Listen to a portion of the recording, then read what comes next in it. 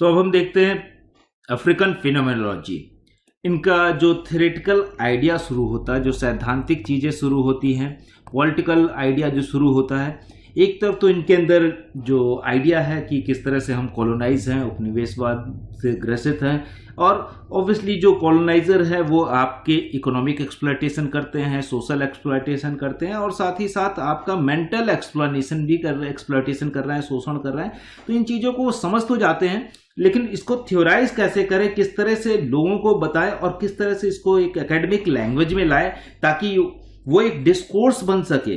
अलग अलग इंडिविजुअल्स तो सोच रहे हैं लेकिन वो डिस्कोर्स नहीं बन पा रहा है। तो Fanon dissects in all his major work the racist and colonising project of white European culture.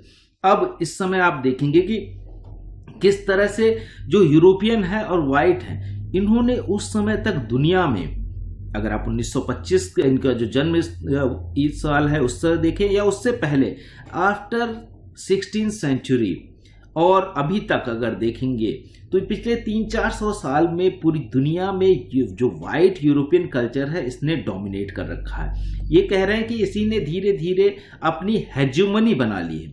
Hegemony का मतलब क्या होता है? जैसे ग्रामसी के शब्दों में हेजिमनी का मतलब आधिपत्य।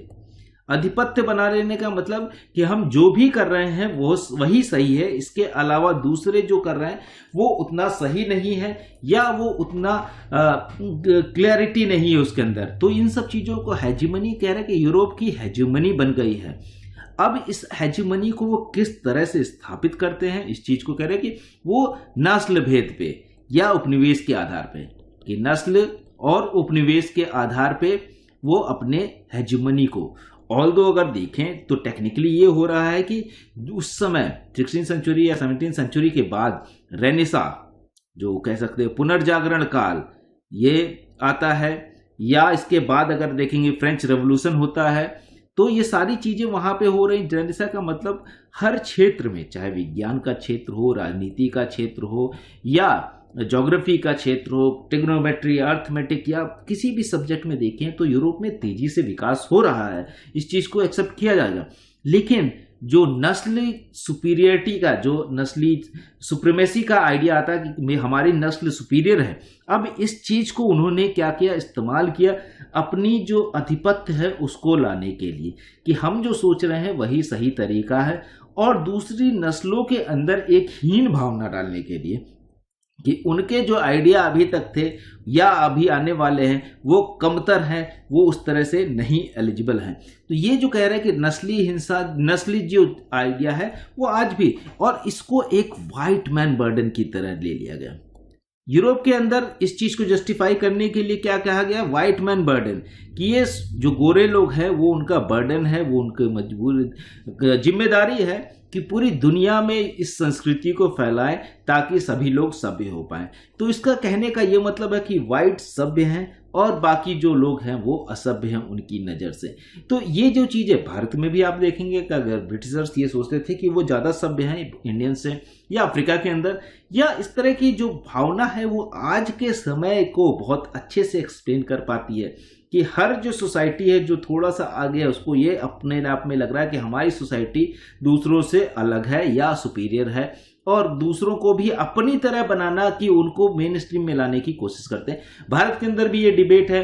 अगर आप सबल्टर्न स्टडीज़ के चीज़ें पढ़ेंगे तो सबल्टर्न स्टडीज़ भारत के अंदर भी कहती है कि क्यों हम चाहते हैं कि हमारे जैसे तमाम सारे गांव के लोग या ट्राइबल्स या दूसरे जो कल्चर हैं सबको एसिमिलेट करके हमारे जैसा कल्चर क्यों बनाना चाहते हैं। इस तरह के आइडियाज़ भी आते हैं, और अपने आप को हम सुपीरियर क्यों माने। सेम चीज़ रेस के आधार पे, जो नस्ल के आधार पे ये सुपीरियरिटी उसको डायग्नोज करते हैं कि ये यही आइडिया काम कर रहा है। Fanon diagnosis of the psychological dimension of the negrification phenomenological violence document its traumatized effects। अब ये जो फैनन है इन्होंने साइकोलॉजिकल डायमेंशन किया। नेग्रिफिकेशन मीन्स निग्रो से कह सकते हैं, जो ब्लैक लोग हैं, जो काले लोग हैं, उनका नेग्रिफिकेशन की अगर आप देखें तो इतिहास में भी उनको साथ ये किया है। जो काले लोग हैं उनको पहले तो अगर प्राचीन समय में चले जाए तो लोग उनको ह्यूमन बीइंग भी नहीं मानने को तैयार, उनको जानवरों की तरह ट्रीट करते थे। अगर ग्रीक फिलोसफी को पढ़े उसमें अगर देखें तो एरिस्टोटल पहली बार बात करते हैं कि नहीं, इनको भी ह्यूमन की तरह ट्रीट कीजिए, इन ह्यूमन ट्रीट नहीं किया। ऑल्दो एरिस्टोटल के पास खुद अपने दास थे जो ब्लैक्स थे। तो इस तरह से दास जो है उनको खत्म करने की कोशिश जो है कि ट्रोमाटाइज, वो कह रहे कि ये वायलेंस है, एक तरह की हिंसा है कि उनके अंदर एक इंफीरियरिटी, एक जो हीन भावना डाल देना। भारत के अंदर भी ये होता था कि तमाम सारे, अभी भी जो बोला जाता है कॉलोनियल हैंगओवर जैसे टर्म यूज होते हैं कि हम मान लेते हैं कि ये कहीं पे ब्रिटेन में या गोरे लोगों ने किया है तो इसलिए वो सही ही होगा। दूसरा, फर्स्ट नेग्रिफिकेशन प्रोमोट्स निगेटिव एटीट्यूड। अब ये बोले कि नेग्रिफिकेशन का मतलब निग्रो जो है वो नेगेटिव एटीट्यूड लाता towards the blacks and Africa, कि जो निग्रो हैं, जो काले हैं, वो कम है किसी भी सूरत में। अगर आप बुद्धिमत्ता में देखें तो उनको मान लिया गया कि बुद्धिमत्ता में कम होंगे, क्रिएटिविटी में देखें तो उसको क्रिएटिविटी में कम मान लिया गया, साथ ही साथ साइंटिफिक चीज़ों में देखें तो वहाँ भी कम गया। इसके अलावा आप किसी भी चीज़ में, किसी भी सेक्टर में देखें, पॉलिटिक्स में अगर आप देखें तो उनको मान लिया गया कम है, कि इनके पास उतनी समझदारी नहीं है। तो इन चीज़ों को वो पॉइंट आउट करते हैं फैनन कि नहीं, ऐसा नहीं है कि सिर्फ नीग्रोज के अंदर, बोले कि ये नीग्रोफिकेशन किया गया है, ये हमारे अंदर था नहीं। धीरे धीरे जो वाइट सुप्रीमेसी है उसने धीरे धीरे हमारे अंदर ये डाल दिया कि हम कमतर हैं। अब अपने आप को, अपने आइडियाज़ को ना लेके उनके आइडियाज़ की तरह बनने की कोशिश करते हैं। सेम चीज इसके बाद अगर देखें second, it normalise attitude of desire and debasement toward Europe, white people and white culture in general. अब क्या हो रहा है कि जो अपने अंदर हीन भावना आ गई तो क्या होगा, ऑब्वियसली उस हीन भावना से बाहर निकलने के लिए आप क्या करेंगे, उस इच्छा होगी कि आप जैसे यूरोपियन हैं उसी तरह से हम भी रहें तो हमको ज़्यादा सम्मान मिलेगा, या उस हमारे जो संस्कृति है अगर उस तरह की हो जाए तो हम भी पीछे नहीं रहेंगे, इस तरह की हीन भावना। और इसी चीज को शायद एम श्रीनिवास ने सोशियोलॉजी में, जो बड़े सोशियोलॉजिस्ट है भारत के, वो भी भारत के अंदर जो दलित कम्युनिटी है, जो एटलीस्ट साउथ इंडिया के दलित कम्युनिटी पे उनके जो रिसर्च है वो भी ऑलमोस्ट ऐसी ही कहते हैं। संस्कृताइजेशन उन्होंने टर्म दिया। संस्कृताइजेशन का मतलब है कि भारत के जो पुराने दलित या कह सकते हैं उनके अंदर उनका जो संस्कृति थी वो कुछ चीज़ों में बहुत ज़्यादा एडवांस भी थी। जैसे जेंडर इक्वालिटी को देख ले या इक्वल डेमोक्रेसी को देख ले तो वो दलित फैमिलीज में ज़्यादा थी।